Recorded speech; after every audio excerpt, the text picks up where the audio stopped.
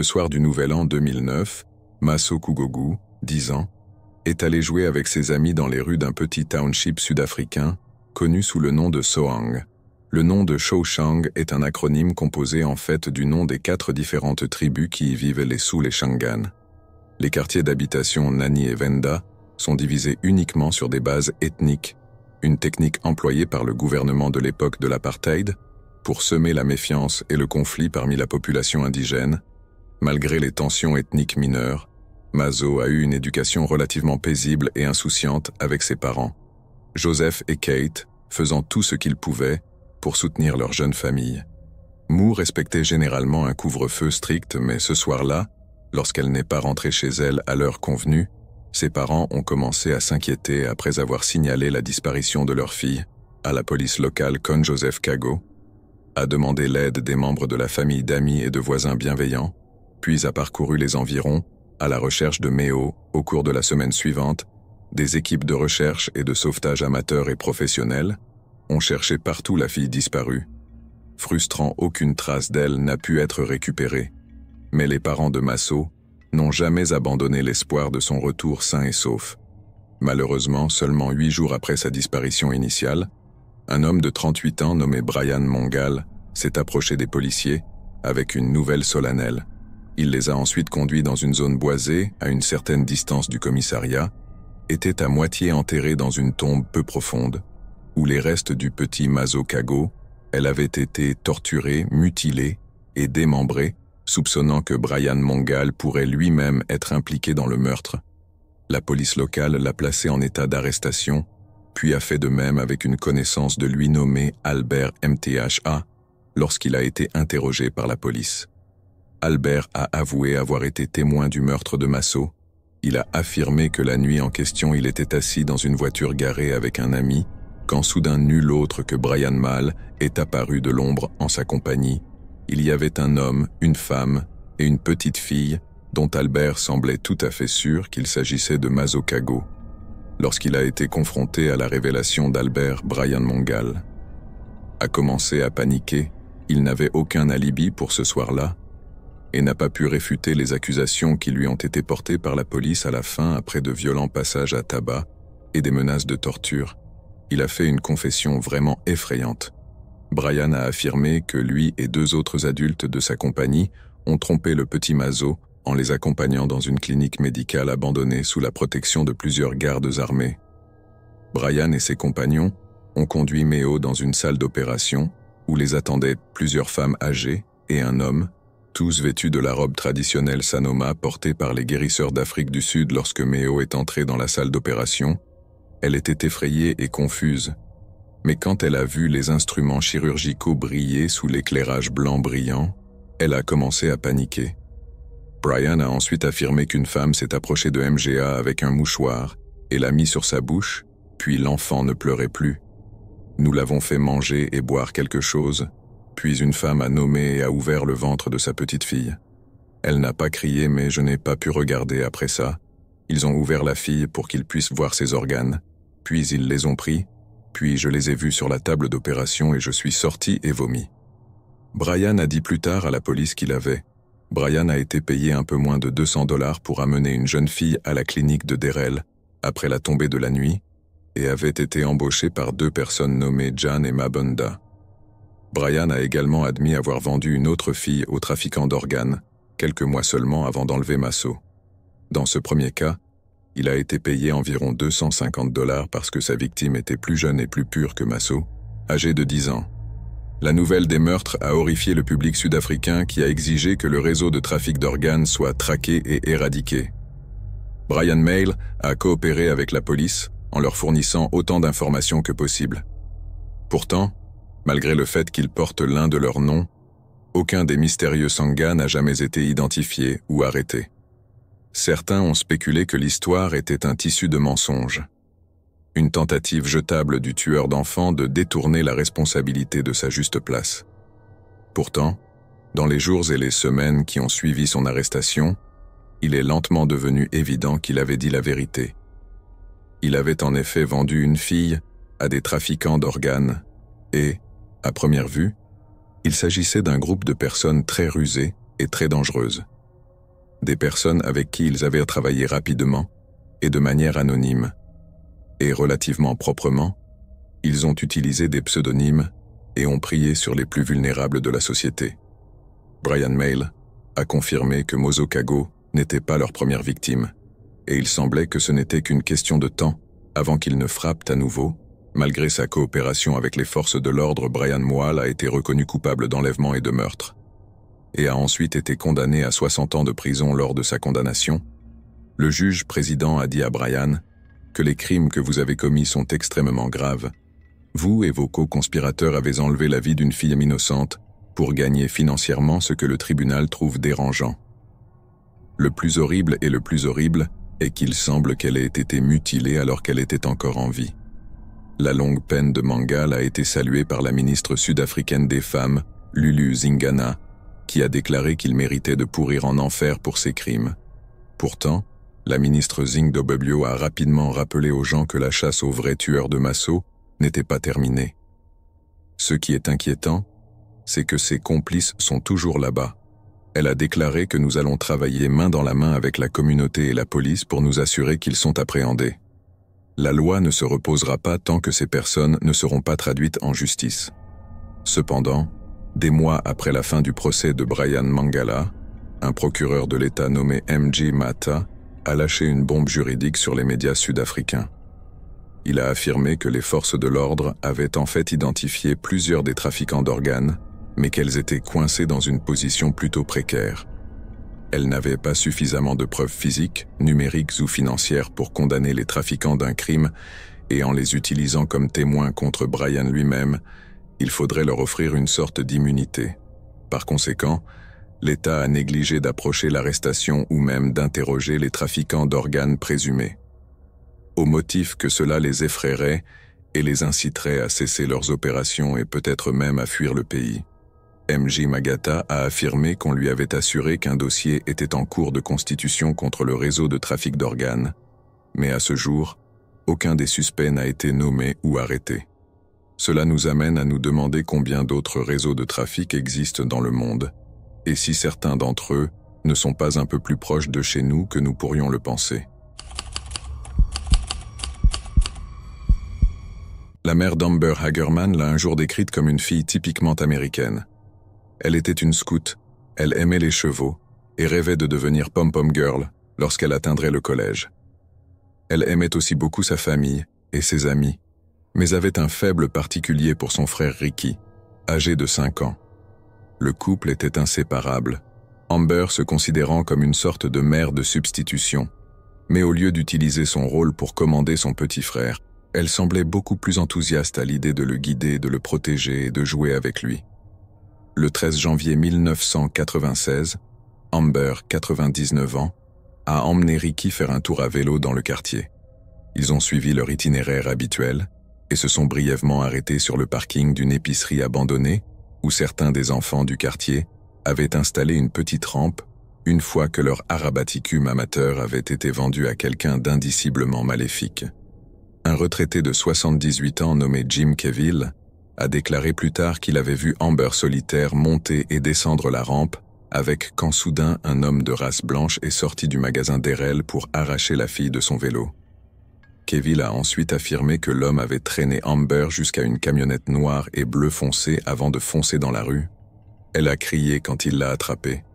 Kevill a ajouté « J'ai donc pensé que la police devait le savoir.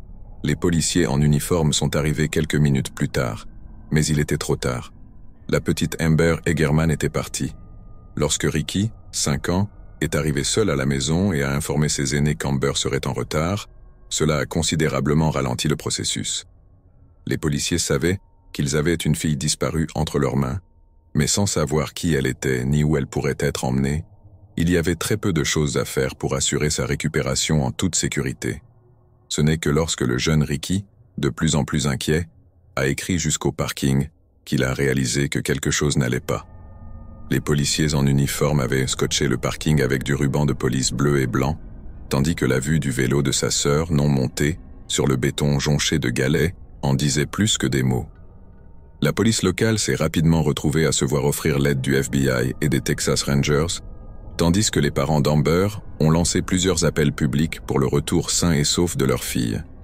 Ils croyaient que leur fille était toujours en vie et s'adressèrent directement à son ravisseur en les suppliant de la rendre saine et sauve. Beaucoup d'autres au Texas, ainsi qu'aux États-Unis, espéraient que tout cela n'était qu'un horrible malentendu et qu'Amber serait bientôt réunie avec ses parents tragiquement, mais ce ne fut pas le cas. Seulement 4 jours après qu'Amber ait été arrachée de son vélo, un homme promenait son chien à environ 5 miles du lieu de l'enlèvement. Lorsque l'animal a commencé à agir d'une manière très inhabituelle, il a commencé à tendre sa laisse et à aboyer en direction du lit d'un ruisseau local, et lorsque son propriétaire est allé enquêter, ils ont découvert le cadavre nu d'un petit enfant. Les médecins légistes se sont rendus sur les lieux, puis ont transporté le corps de l'enfant au bureau du coroner du comté. Pour analyse, les parents d'Amber ont prié pour que les empreintes digitales et l'ADN ne correspondent pas à leur fille disparue. Mais une fois de plus, tragiquement, ce ne fut pas le cas. L'empreinte du pouce de l'enfant disparu était identique à celle imprimée sur la carte de sécurité scolaire d'Amber. Il l'avait trouvée et elle avait disparu. Une autopsie ultérieure a révélé qu'Amber avait été retenue captive pendant au moins 2 jours avant qu'elle ne soit assassinée, et pendant cette période, elle avait été fréquemment et brutalement violée par son ravisseur. Cette période de torture horrible ne s'est terminée que lorsque le ravisseur d'Amber lui a tranché la gorge, et en jetant son corps dans un ruisseau peu profond, son tueur a fait en sorte que presque toutes les preuves médico-légales le reliant au meurtre soient entièrement effacées. Ce fut un geste qui a assuré la frustration, continue des enquêteurs qui ont très vite réalisé qu'ils avaient affaire à une potentielle affaire non résolue.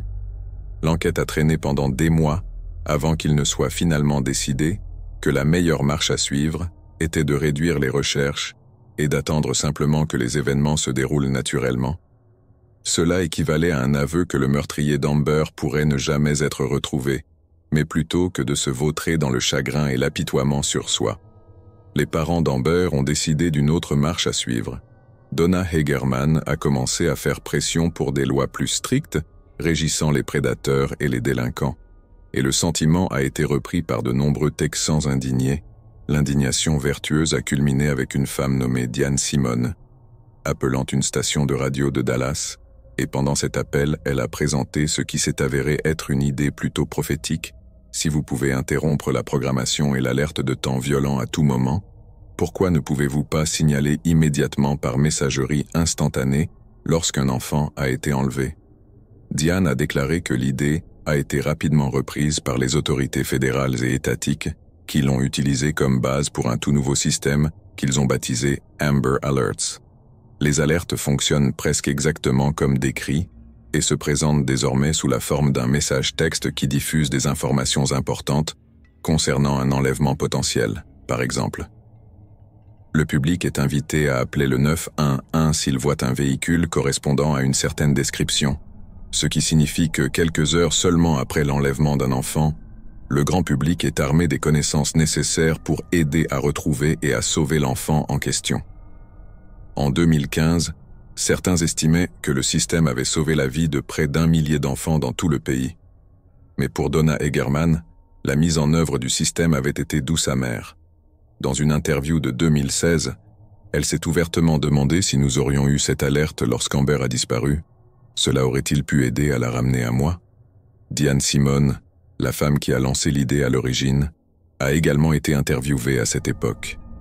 Donna avait des doutes, mais Diane semblait assez sûre que si un tel système d'alerte avait existé au moment de l'enlèvement d'Amber, elle aurait eu beaucoup plus de chances d'être ramenée vivante.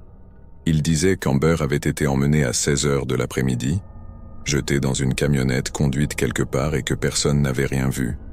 Diane a dit « Je suis désolé, mais ce n'est tout simplement pas possible. » Le problème n'était pas que les gens ne les aient pas vus, c'est qu'ils ne savaient pas ce qu'ils voyaient dans les années qui ont suivi l'enlèvement et le meurtre d'Amber. Les forces de l'ordre du Texas ont enquêté sur plus de 7000 informations concernant le crime, mais malheureusement aucune ne s'est avérée fructueuse.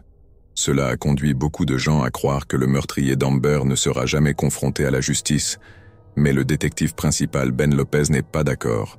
Il y a une possibilité que quelqu'un sache quelque chose et ne se soit tout simplement pas manifesté, pour une raison quelconque.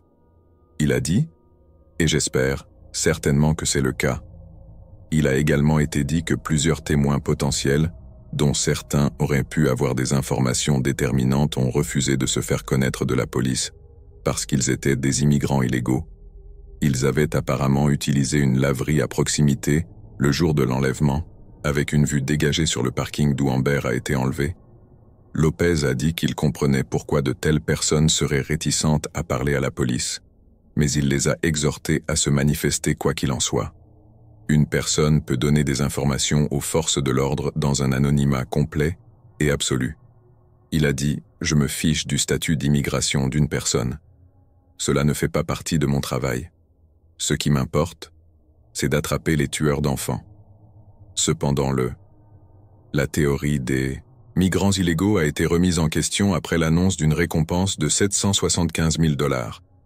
Les informations ont été diffusées en anglais et en espagnol, avec de nombreuses émissions montrant clairement que la police souhaite parler aux clients du LERAT, mais pas une seule personne prétendant avoir été dans le tapis de la salle de bain ne s'est jamais manifestée.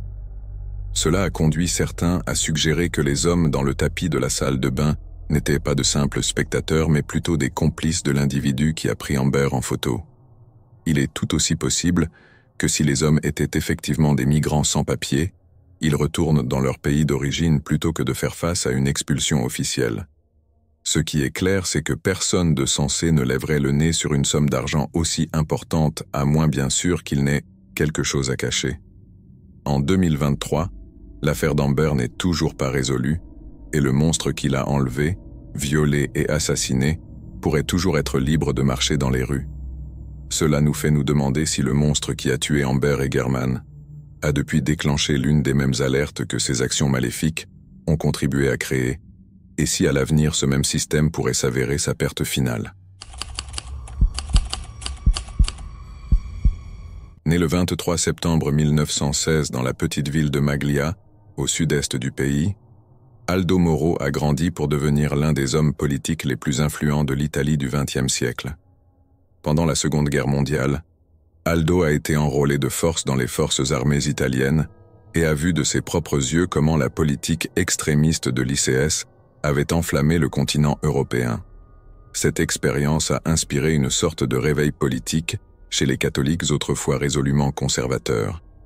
Et il a compris que pour que l'harmonie existe, il fallait un équilibre. Il a rejoint le parti de la démocratie chrétienne italienne, mais a défendu avec véhémence les droits et les intérêts des travailleurs pauvres. Cette combinaison de traditionnalisme et de respect pour les classes ouvrières s'est avérée extrêmement populaire auprès du peuple italien, et après avoir été secrétaire général du parti de 1959 à 1964, Aldo a été élu au poste de Premier ministre. Les politiciens font souvent de grandes promesses pendant les campagnes électorales, puis ne parviennent pas à les tenir une fois au pouvoir, mais pas Al, bien qu'il ait immédiatement institué des réformes agraires qui ont permis aux agriculteurs pauvres de posséder beaucoup plus facilement leurs propres propriétés, tout en faisant des pas vers l'interdiction pratiques agricoles controversées, telles que le métaillage. Beaucoup de ses collègues chrétiens démocrates considéraient les réformes d'Aldo comme trop radicales et l'accusaient de trahir sa base électorale en flirtant avec le socialisme, mais Aldo était au-dessus de ces étiquettes mesquines pour lui. Il n'y avait rien de contradictoire à respecter la tradition du travail acharné et les droits de l'individu, tout en veillant à ce que les classes ouvrières ne glissent pas dans la pauvreté ou l'exploitation de plus. Aldo ne considérait pas la politique comme un sport d'équipe. Il a dit avoir un jour rappelé à un collègue que le mot « politique » vient du mot grec « politika », qui signifie « affaire des villes ». Et qu'est-ce qu'une ville ? Sinon un ensemble de personnes différentes, avec des cultures, des coutumes et des idées différentes. Si la grande ville de Rome devait prospérer à nouveau, il fallait une coopération entre les partis politiques et non une confrontation. Aldo a été destitué de son poste de Premier ministre après les élections générales italiennes de 1976, mais seulement 2 ans plus tard, lorsqu'une deuxième élection générale a été convoquée, il a annoncé qu'il se présenterait à nouveau. L'annonce a été rapidement suivie d'accusations de corruption, avec des critiques alléguant qu'Aldo avait accepté des pots de vin pendant le soi-disant scandale des huissiers. Aldo a finalement été blanchi de tous. Le 3 mars 1978, il fut accusé d'avoir commis une infraction pénale, et il semblait que sa révocation était le dernier obstacle à sa réintégration en tant que Premier ministre.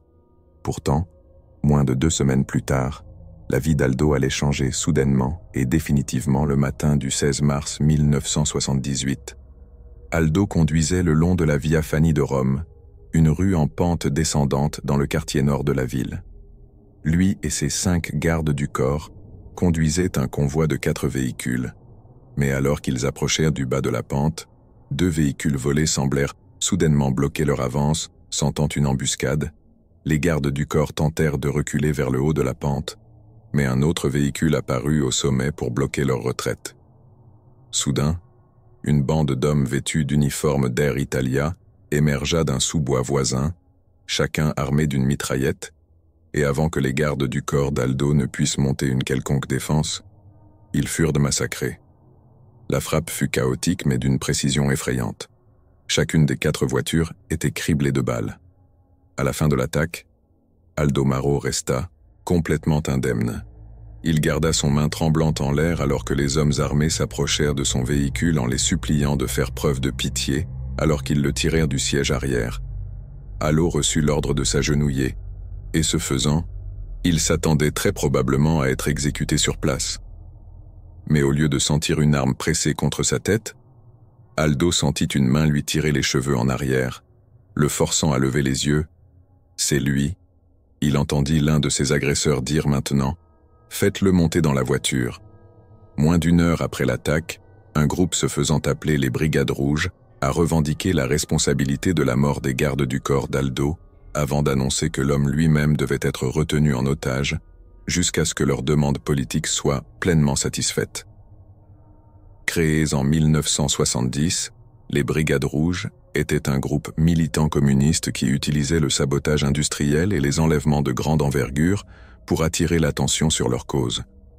Leurs activités initiales étaient strictement non violentes et utilisaient simplement la menace d'une telle action pour atteindre leurs objectifs à court terme, mais il ne fallut pas longtemps avant que toutes ces promesses soient abandonnées et que les brigades commencent à verser le sang pour faire avancer leur soi-disant révolution. Après l'enlèvement d'Aldo, les brigades ont rapidement annoncé leurs exigences si plusieurs de leurs camarades étaient libérés de prison. Aldo serait libéré à son tour. Les Italiens se sont rapidement divisés en 2 camps, tant en public qu'au sein du gouvernement. L'un des camps était favorable à la négociation avec les brigades, tandis que l'autre refusait toutes sortes de compromis avec ceux qu'il qualifiait à juste titre de terroristes, craignant que les négociations n'inspirent de nouvelles actions militantes. Le gouvernement italien a annoncé son refus de répondre aux demandes des Brigades Rouges. Seule une minorité d'entre elles. Les parlementaires n'étaient pas d'accord avec cette position, mais le public italien a accueilli la nouvelle avec une indignation presque violente, compte tenu de la popularité de son style de politique. Aldo Moro était extrêmement populaire dans de vastes sections de la société italienne. Il a souvent été comparé au JFK italien, et à bien des égards, cela permet une comparaison très précise. Ainsi, lorsqu'il a été annoncé que le gouvernement ne tenterait pas de négocier sa libération et semblait plus qu'heureux de risquer son exécution, la réaction du public a frôlé l'hystérie. Les syndicalistes ont appelé à une grève générale jusqu'à ce que la libération d'Aldo soit négociée, tandis que diverses agences italiennes chargées de l'application de la loi parcouraient leurs juridictions respectives. Environ 13 000 agents ont mené 40 000 raids tout en maintenant 72 000 barrages routiers à travers le pays. Mais malheureusement, aucune trace des Brigades Rouges ou d'Aldo Moro n'a pu être trouvée pendant cette période de l'enquête. On estime que 16 millions d'Italiens sont descendus dans les rues de Rome, Milan et Turin, exigeant que les négociations commencent immédiatement. Une poignée de politiciens de droite ont appelé à la torture des prisonniers des Brigades Rouges et ce sentiment a été repris par un nombre alarmant de personnes. Heureusement, une telle politique n'a jamais été instituée, mais elle démontre le désespoir absolu du public italien de voir leur bien-aimé Aldo libéré sain et sauf. La situation est devenue si tendue que le chef de l'Église catholique, le pape Paul V ainsi, a publié une lettre ouverte aux Brigades rouges, les suppliant de libérer Aldo. Sans condition. Il se murmure également que l'Église a tenté de contacter les ravisseurs à peu près au même moment où la lettre ouverte a été publiée afin de négocier secrètement le paiement d'une rançon. L'Église catholique a officiellement nié que ce soit le cas et il y a peu de raisons d'en douter, car soit leur tentative était timide, soit les Brigades rouges ne les ont pas prises au sérieux. Aldo Moro était considéré comme un ami cher du pape Paul V. Il est donc douteux que l'Église soit moins que zélée dans la poursuite de sa liberté, et du point de vue des Brigades rouges, il serait facile de confondre tout effort sincère de négociation avec une sorte de ruse ou de piège. 7 semaines après qu'Aldo Moro ait été kidnappé pour la première fois dans les rues de l'Italie, capitale, une réunion secrète a eu lieu dans un petit appartement faiblement éclairé de la ville de Milan. Les participants constituèrent le comité général des Brigades rouges, l'organe directeur principal qui votait sur la tactique et la stratégie générale du groupe. Ce soir-là, il n'y avait qu'un seul problème à l'ordre du jour. Et après une décision longue et difficile, le comité a voté et a pris une décision. Il a ensuite ordonné la publication de ce qui est devenu connu comme la communication numéro N, qui se lit comme suit en ce qui concerne notre proposition d'un échange de prisonniers politiques afin de suspendre la condamnation et de libérer Aldo Moro. Nous ne pouvons que constater le refus clair des démocrates chrétiens. Nous concluons donc que la bataille commençait le 16 mars, l'exécution de la peine à laquelle le prisonnier a été condamné. Aldo Moro avait été condamné à mort le 7 mai 1978. Un membre des Brigades rouges a rendu visite à Aldo dans sa cellule secrète de détention quelque part dans la campagne italienne et l'a informé de son sort. Il a eu l'occasion d'écrire une lettre d'adieu à sa famille dans laquelle il a écrit « Ils m'ont dit qu'ils allaient. Tue-moi dans peu de temps. Je t'embrasse pour la dernière fois 2 jours plus tard, le 9 mai. Les ravisseurs d'Aldo l'ont conduit dehors dans un Rhino four rouge. Dans le coffre se trouvait un grand panier en osier.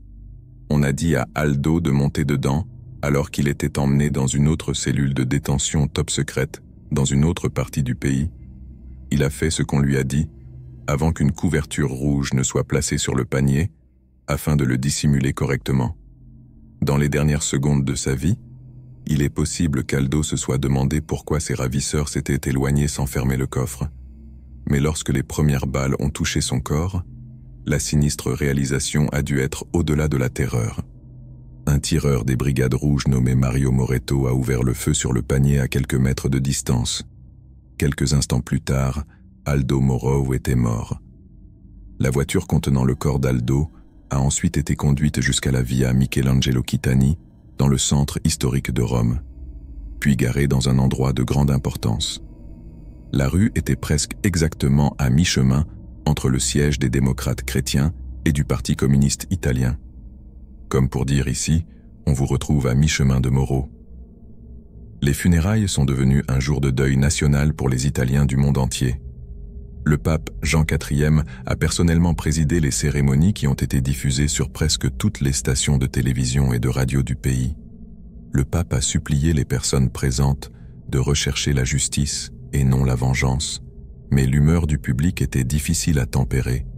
Ils ont exigé que les responsables soient appréhendés morts ou vifs.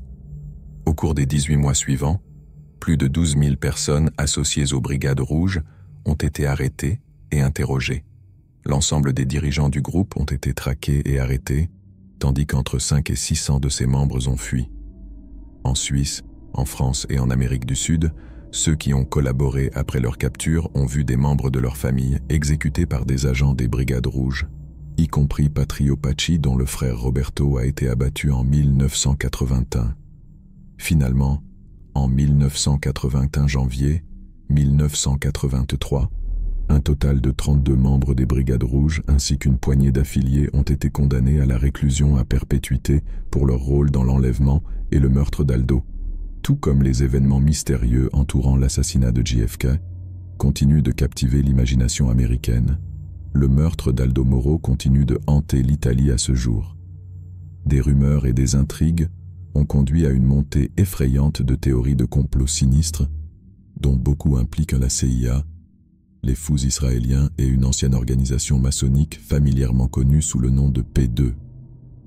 Beaucoup ont affirmé que la volonté de Maro de travailler avec les socialistes, ainsi que son soutien vocal à l'autonomie palestinienne, ont fait de lui l'ennemi des puissances occidentales qui, à leur tour, ont orchestré son enlèvement et son meurtre avant d'en rejeter la faute sur les Brigades rouges. Mais le fait demeure que les Brigades rouges méprisaient ouvertement les soi-disant modérés et assassineraient plus tard une figure majeure. Dans le mouvement syndical au motif qu'il coopérait avec les autorités de l'État pour traduire en justice les tueurs moroses, le groupe s'était déjà engagé dans une action violente dans les années précédant le meurtre de Morrow, et il n'avait aucun problème à poursuivre sa campagne de terreur dans les années qui ont suivi. Si les collègues démocrates chrétiens de Morrow voulaient effectivement sa mort pour une raison inexplicable, alors qu'il était sur le point de leur faire gagner la victoire aux prochaines élections, ils n'avaient certainement pas besoin de conspirer avec des communistes violents pour le faire.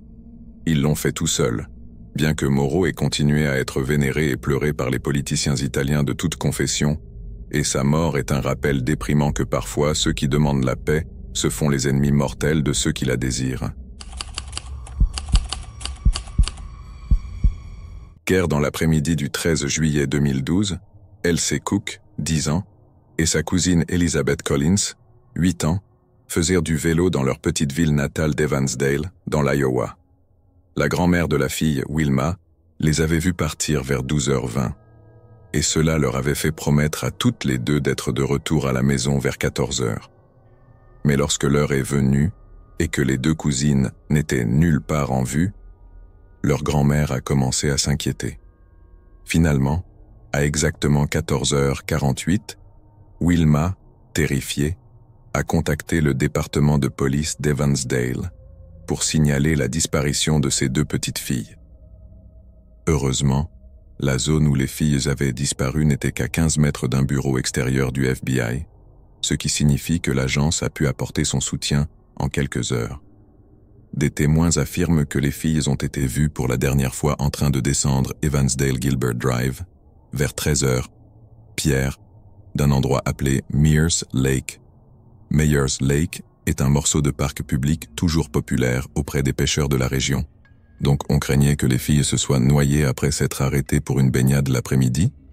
Le lac était un lieu de baignade populaire pendant les mois d'été, et comme c'était la mi-juillet, les filles avaient parlé d'y aller avec des amis des équipes de recherche et de sauvetage, composées de forces de l'ordre local, et de volontaires civils ont commencé à fouiller la zone entourant le lac à la recherche de signes des filles disparues. Le personnel du parc a ensuite ordonné que le lac soit partiellement vidé afin d'aider les plongeurs du FBI, et quand rien n'a été trouvé, cela a fait naître l'espoir des proches des filles. Si elles ne s'étaient pas noyées, elles pourraient encore être en vie, auquel cas elles seraient quelque part dans les environs 2 jours plus tard, après la disparition de Elle et Lizzie. Le FBI a alors orchestré une opération de recherche et de sauvetage de grande envergure pour ratisser la campagne environnante. L'équipe d'une centaine de personnes comprenait à la fois des chiens pisteurs et des chiens cadavres, ainsi que des avions équipés de caméras sensibles à la chaleur. Il semblait que rien ne pourrait échapper à une équipe de recherche aussi bien équipée, mais à leur plus grande confusion, à peine une trace des cousins ont pu être retrouvée finalement vers 17h. Ce soir-là, une équipe de recherche bénévole composée de pompiers d'Evansdale a découvert 2 vélos d'enfants dans le coin sud-est du lac Mears. Les vélos ont été photographiés avant que les images ne soient montrées aux parents de la fille.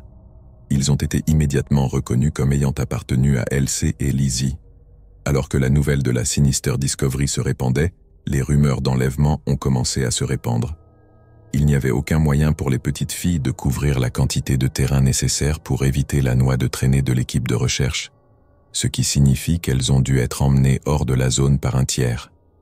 Ce qui avait commencé comme une légère panique avait pris une tournure très sinistre, et bien que les familles des filles n'aient fait tout ce qu'elles pouvaient pour attirer l'attention sur leur disparition, il semblait que ce n'était qu'une question de temps avant qu'elles ne reçoivent la plus sombre des nouvelles. 5 mois plus tard, le 5 décembre 2012, un groupe de chasseurs traquait le parc animalier Seven Bridges dans le comté de Bremer, dans l'Iowa. Seven Bridges se trouve à environ 25 miles au nord du lac Mears et est un endroit populaire pour la pêche, la randonnée et la chasse. Sa construction est également un endroit idéal pour observer les oiseaux, car son emplacement serein et isolé favorise un environnement optimal pour l'élevage des avens. Mais malgré son apparence saine, la vérité est que Seven Bridges est tout sauf tranquille. Les archives montrent qu'entre 2010 et 2013, il y a eu 28 incidents différents d'activités criminelles dans le parc. L'un de ces incidents comprend la découverte d'un laboratoire de méthamphétamine pleinement fonctionnel, tandis qu'un autre impliquait un rapport de couteau planté dans des arbres apparemment au hasard. Les chasseurs étaient peut-être bien conscients de la réputation louche du parc, mais comme les neiges de décembre avaient l'habitude de garder les misans à l'intérieur, ils s'attendaient probablement à une partie de chasse assez sans incident. Mais alors qu'ils parcoururent la forêt recouverte de neige, ils sont tombés sur quelque chose de vraiment horrible empilé sous les arcs d'un pin, avec les corps brisés et gelés de 2 jeunes filles. Elsie et Lizzie avaient finalement été retrouvées.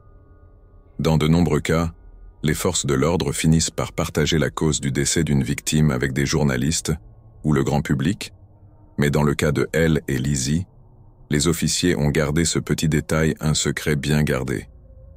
Certains pensent que c'était pour protéger l'intégrité de leur enquête, mais un soi-disant informateur interne a prétendu.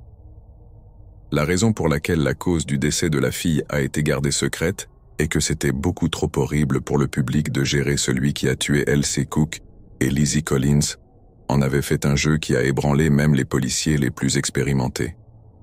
Les policiers, après que la nouvelle de la découverte du corps ait atteint la ville d'Evansdale, une veillée aux chandelles a eu lieu au lac Mears. Des milliers de participants ont écouté le maire de la ville annoncer que Myers Park avait été rebaptisé Angels Park et qu'un monument serait érigé pour commémorer les cousins disparus. La veillée a aidé Evansdale à faire son deuil, mais les personnes présentes étaient toujours aux prises avec l'absurdité du crime. Pourquoi quelqu'un choisirait-il 2 petites filles innocentes pour est-ce un acte de violence aussi horrible? Et pourquoi la police a-t-elle été si muette sur l'état dans lequel leurs corps ont été retrouvés 6 mois après la récupération des corps des filles? Le chef de la police d'Evansdale a annoncé qu'un certain nombre de témoins fiables se sont manifestés avec des informations pertinentes concernant le meurtre de Elle et Lizzie. Selon lui, il y avait apparemment un grand SUV blanc, similaire à un Chevy Suburban ou à un Ford Bronco garé près de Myers Lake, le jour de la disparition de la fille. Le même SUV a ensuite été repéré par un autre membre du public, mais cette fois, il était à seulement 100 pieds de l'endroit où les vélos de Elsie et Lizzie ont été découverts plus tard. Cette nouvelle information a déclenché une enquête en suspens sur Overdrive, et dans les mois qui ont suivi, les agents du FBI ont interrogé des centaines d'abuseurs d'enfants enregistrés dans l'espoir de générer une piste. Lorsque cette voie d'enquête s'est avérée être une impasse, l'unité d'analyse comportementale du FBI a autorisé la publication du profil de délinquant, suivant l'idée était de générer des informations de la part de ceux qui reconnaissent certaines activités ou comportements chez leurs amis et leurs proches, n'importe quoi, d'un 50. Une correspondance à 100% pourrait indiquer qu'ils avaient une implication intime dans le meurtre de Elle et Lizzie. Le tueur devait connaître à la fois le lac Myers et la réserve naturelle de Seven Bridges, dans le comté de Bremer. Si des membres du public connaissaient quelqu'un qui fréquentait les 2 zones pour chasser ou pêcher, ils devaient contacter immédiatement l'équipe d'intervention du FBI. Le FBI pensait que le tueur était très probablement un résident d'Evansdale-Bremer ou des communautés qui l'entouraient. Ils soupçonnaient qu'une sorte de camouflage social avait été utilisé et que la présence du tueur dans certaines zones n'avait pas éveillé les soupçons, car il était considéré comme un visage amical, pour ainsi dire, afin de tromper les filles, pour qu'elles quittent le parc avec lui. Le tueur utilisait très probablement une sorte de coercition silencieuse. Il est improbable que les filles s'en soient allées avec un inconnu de leur propre valsion. Soit elles ont été intimidées pour suivre leur tueur, soit c'était quelqu'un qu'elles connaissaient déjà. Les analystes du FBI ont également déclaré que le tueur avait très probablement connu un épisode de stress intense au moment où les meurtres ont eu lieu. Ils ont peut-être essayé d'offrir une explication du stress comme des problèmes conjugaux, des difficultés financières, des problèmes de santé mentale ou des problèmes juridiques mineurs, mais le FBI a clairement indiqué que toute personne dont la réaction à de tels problèmes semblait inhabituelle ou disproportionnée devait être signalée immédiatement aux autorités fédérales. Le FBI a également demandé au public de garder un œil sur toute personne qui montrait un intérêt inhabituel ou inhabituel pour le développement médiatique entourant l'affaire, ou sur toute personne qui avait récemment changé d'apparence de manière dramatique ou inhabituelle, comme se raser la tête ou les poils du visage ou se teindre d'une couleur différente. Ceux qui ont déclaré avoir récemment vendu ou refait leur véhicule étaient également considérés comme des suspects, étant donné la longue liste d'indicateurs. Un grand nombre d'informations ont suivi la publication du profil comportemental. Beaucoup de ces informations semblèrent prometteuses. Mais en fin de compte, aucune n'a été d'une aide substantielle à l'enquête. C'est à cette époque que beaucoup ont commencé à spéculer que les meurtres de Elsie et Liz étaient en quelque sorte liés au trafic de drogue local. La majorité de la famille d'Eric Cook était accro à la méthamphétamine. Son père, un homme nommé Daniel Morisi, ayant des antécédents de fabrication de drogue à l'intérieur de leur maison familiale, il aurait même cuisiné, comme il l'appelle, le jour où la police est venue chez lui pour l'informer de la disparition de sa fille. On pense que Morisi était impliqué dans la vente de la drogue et pas seulement du fabricant, et la rumeur dit qu'il survendait souvent la qualité de sa méthamphétamine, conduisant à de nombreux clients mécontents.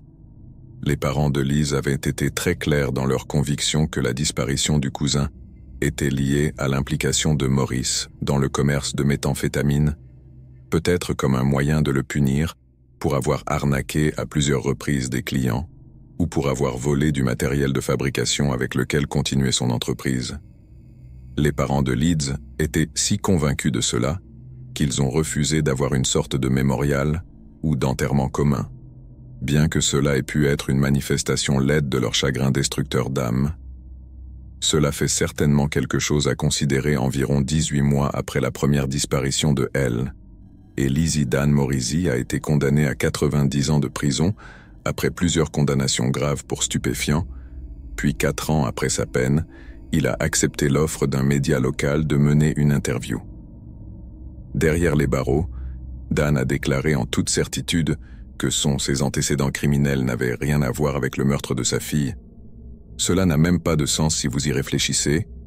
Il a dit que si j'avais une idée de quelqu'un à qui je devais de l'argent ou qui me menaçait ou quoi que ce soit, vous penseriez que je ne saurais pas qui était cette personne? Elle serait le suspect numéro 1 dans l'affaire, et cela aurait été résolu il y a longtemps. Mais il n'y avait absolument personne dans ma vie à qui je devais de l'argent ou que j'ai dénoncé. Et pourquoi aurait-il enlevé Elisabeth et ma fille en même temps dans une autre ville lors d'une balade à vélo aléatoire dont personne ne savait qu'ils allaient faire cela, n'a tout simplement pas de sens en 2014 Elmer. Misty Cook a également été condamnée à 10 ans de prison pour des condamnations similaires, pour stupéfiants. Les circonstances ne sont pas claires, mais elle a fini par être libérée juste 1 an plus tard. Et on prétend depuis qu'elle a changé de vie. Misty a affirmé que la toxicomanie qui l'a fait atterrir en prison était un mécanisme d'adaptation qu'elle a développé à la suite de la mort de sa fille. Et bien qu'elle regrette d'être tombée dans la dépendance, elle a refusé d'avoir honte. Certains ont soutenu que celui qui a tué Elsie et Lizzie pourrait également être responsable des meurtres d'Abigail Williams et Liberty German en début d'après-midi du 13 février 2017. Abby et Libby ont pris un taxi pour le Manen High Bridge à Delhi, Indiana, exactement à 20h07. Libby a téléchargé une photo sur Snapchat représentant Abby debout seule sur le pont. La fille semblait bien et rien ne semblait manquer, mais un peu plus d'1 heure plus tard, le père de Libby n'a pas pu obtenir de réponse à son appel, et quand il est arrivé au pont pour les ramener chez eux, ils étaient introuvables. Derek German a alors contacté la police locale et à 17h, les bois étaient pleins de policiers et de volontaires à la recherche des filles disparues.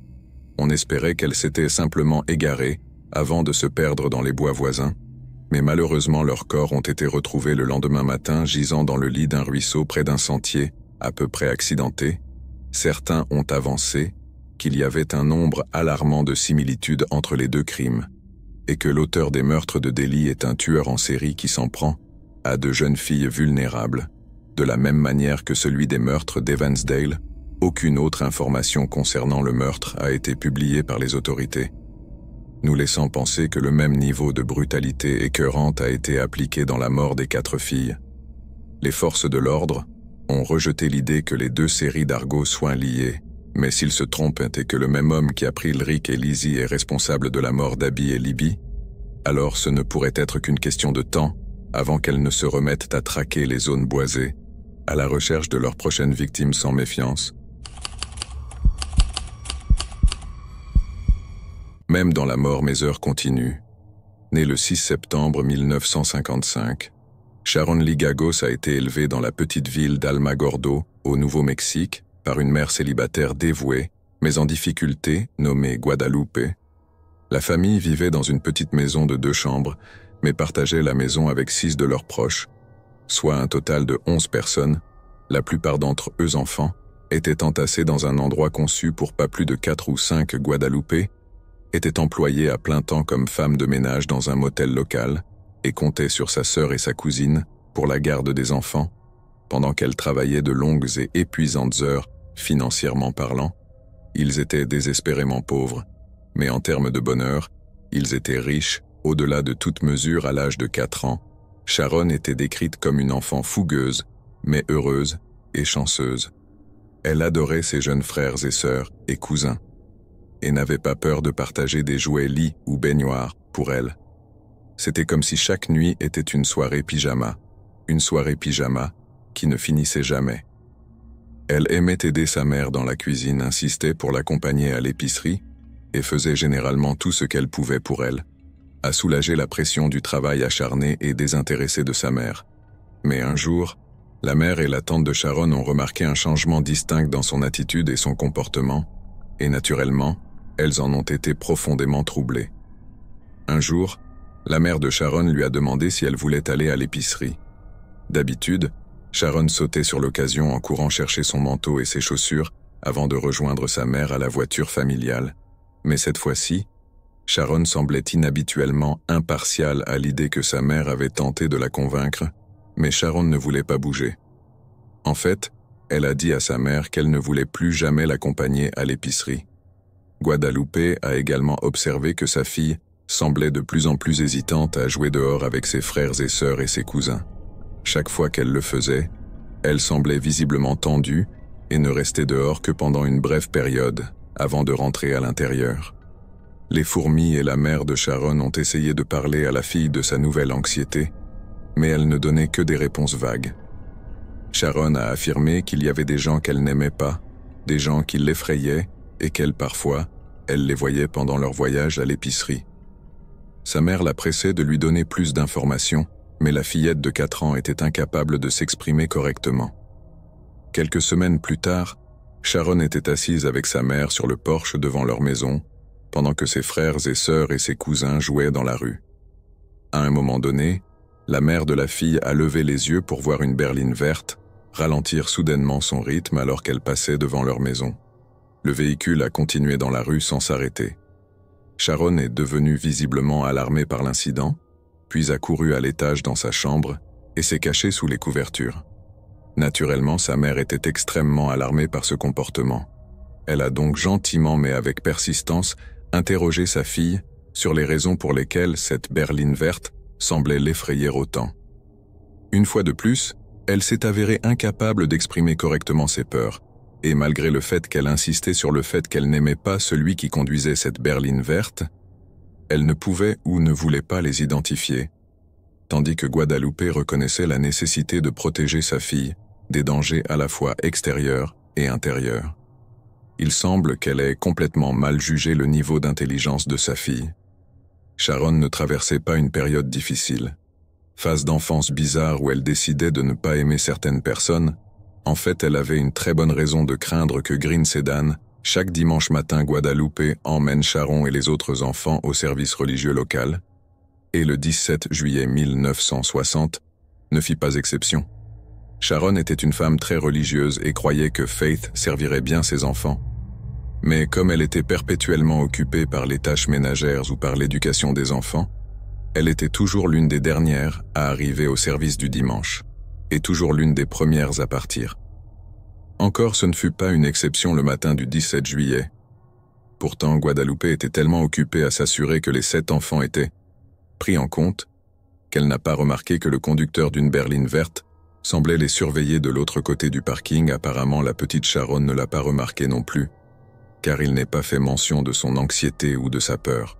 Au retour de l'église, pourtant quelques minutes après leur départ, alors que la congrégation discutait et échangeait ses vœux sur la pelouse devant la chapelle, une femme est sortie du siège conducteur de la berline et s'est approchée de la foule rassemblée.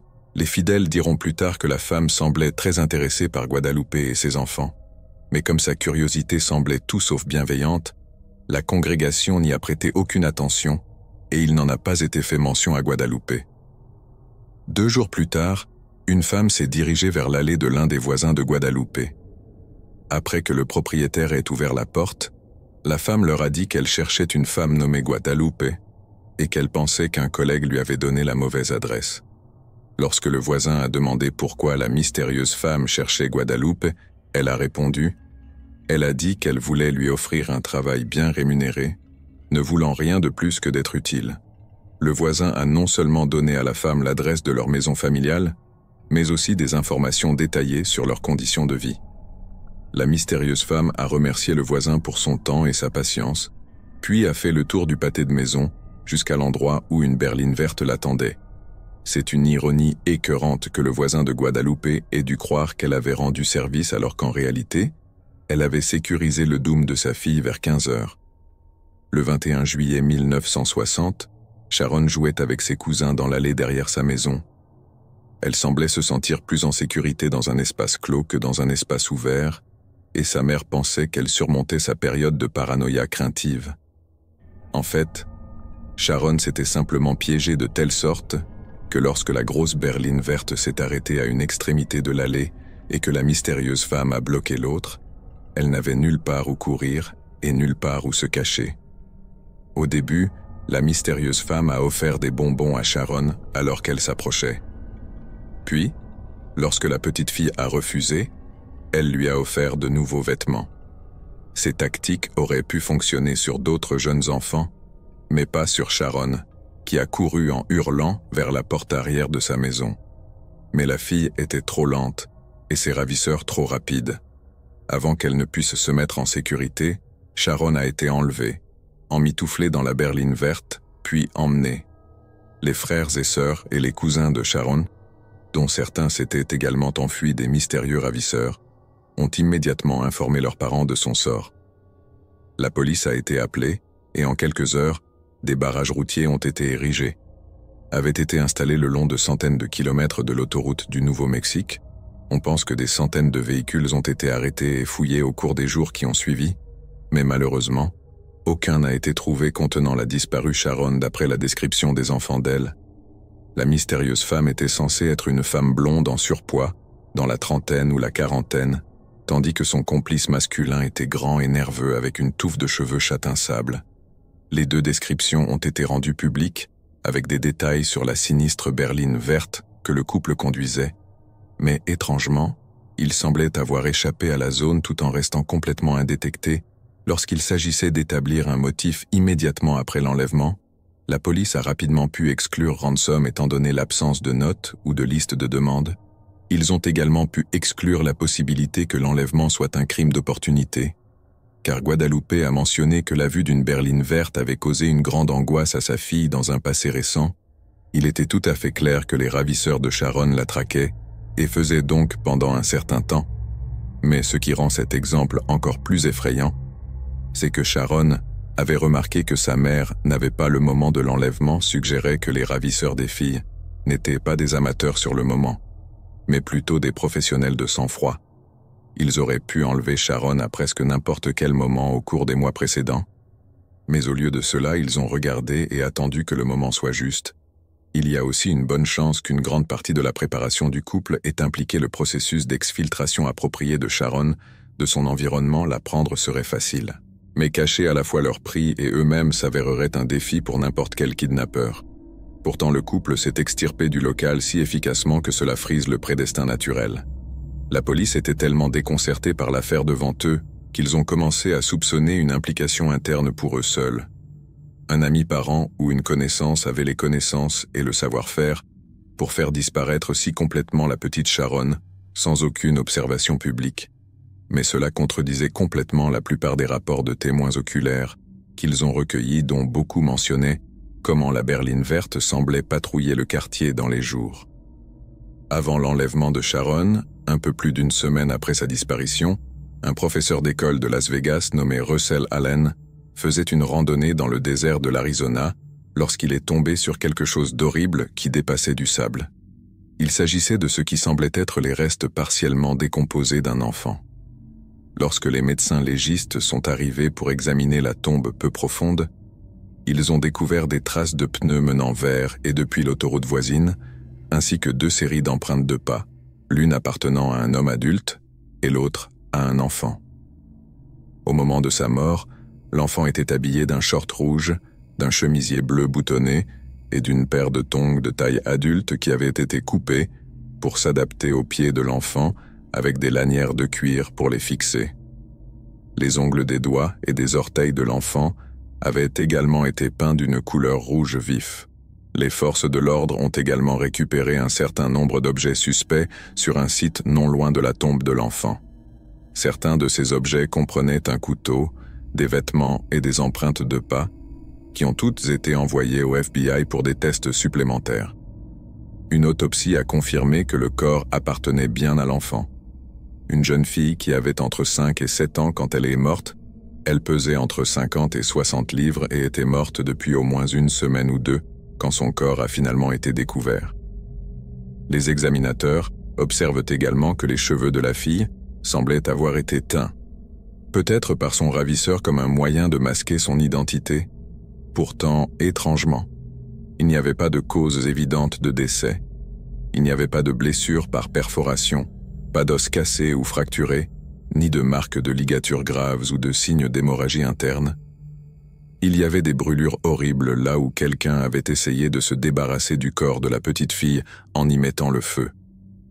Mais le coroner a également pu déterminer que l'imitation avait eu lieu post-mortem, et non pendant que la fille était encore en vie. Ceci malgré l'ambiguïté concernant la cause du décès de la fille, le coroner du comté a déclaré que sa mort était un homicide, et au lieu de Jane Doe, elle a été surnommée Little Miss Nobody. Lorsque le FBI a eu vent de la découverte du corps, des agents fédéraux ont été envoyés dans la nature sauvage de l'Arizona, où il a été retrouvé.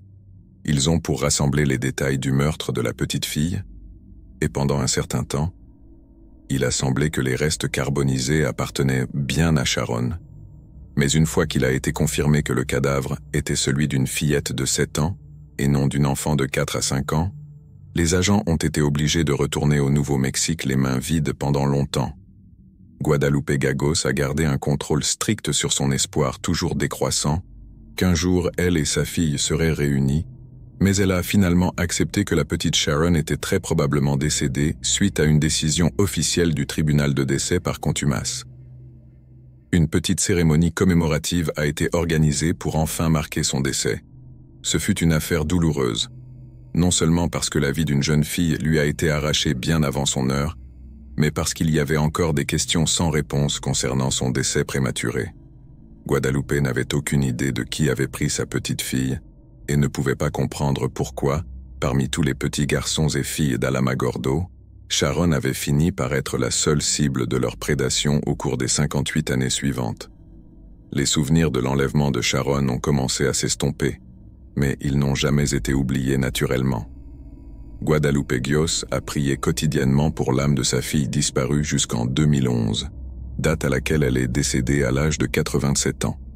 Elle avait toujours prié pour que, quelle que soit l'obscurité ou l'inquiétante vérité de la disparition de sa fille, elle soit un jour révélée au grand jour. En 2018, des forces ont été mobilisées pour répondre à ces prières. En 2018, le Centre national pour les enfants disparus et exploités a pris la décision de réexaminer le cas de Little Miss Nobody, mais cette fois, ils avaient près de 60 ans d'avancées technologiques pour aider leur cause. Les restes de Little Miss Nobody ont été exhumés de ce qui s'est avéré être leur lieu de repos temporaire, puis ont été envoyés pour analyse dans un centre de test ADN de pointe. C'est là que les scientifiques ont déterminé que l'estimation précédente de l'âge de la fille de 7 ans était extrêmement inexacte par rapport aux normes modernes, et que, selon leurs projections, la fille n'avait pas plus de 5 ans, l'âge exact de la petite Sharon lorsqu'elle a été enlevée, et vraisemblablement assassinée en janvier 2012.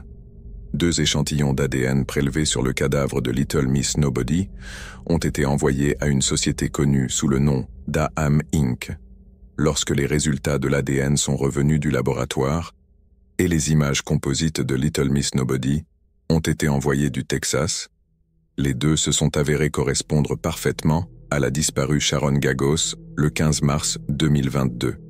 Le shérif du comté de Yavapai, en Arizona, a tenu une conférence de presse où il a annoncé que le mystère de Little Miss Nobody avait finalement été résolu.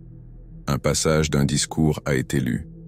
La petite fille non identifiée, qui a gagné le cœur du comté de Yavapai en 1960 et qui a occupé l'esprit et le temps de notre bureau du shérif et de nos partenaires pendant 62 ans, se verra désormais redonner son nom à juste titre. Le shérif a gardé l'espoir que les auteurs pourraient encore être retrouvés, mais a ajouté que s'ils étaient encore en vie, ils auraient très probablement entre 80 et 90 ans. Les poursuites pourraient apporter un petit sentiment de justice, mais les complications liées à la mise en examen de 2 personnes âgées. Le procès serait bien trop nombreux pour espérer une conclusion rapide ou satisfaisante.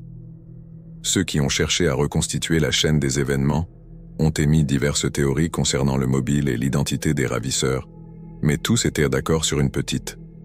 La mort de Mercy Sharon avait été relativement rapide et relativement indolore. Il n'y avait aucun signe de torture ou de violence physique grave. Et comme elle portait de nouveaux vêtements et avait les ongles peints, il est raisonnable de penser que ses ravisseurs avaient au moins essayé d'atténuer son angoisse. Pendant cette brève période de capture, il ne s'agit pas d'excuser leurs actions sous quelque forme que ce soit, mais plutôt de rappeler que le sort de Sharon aurait pu être bien pire compte tenu des circonstances.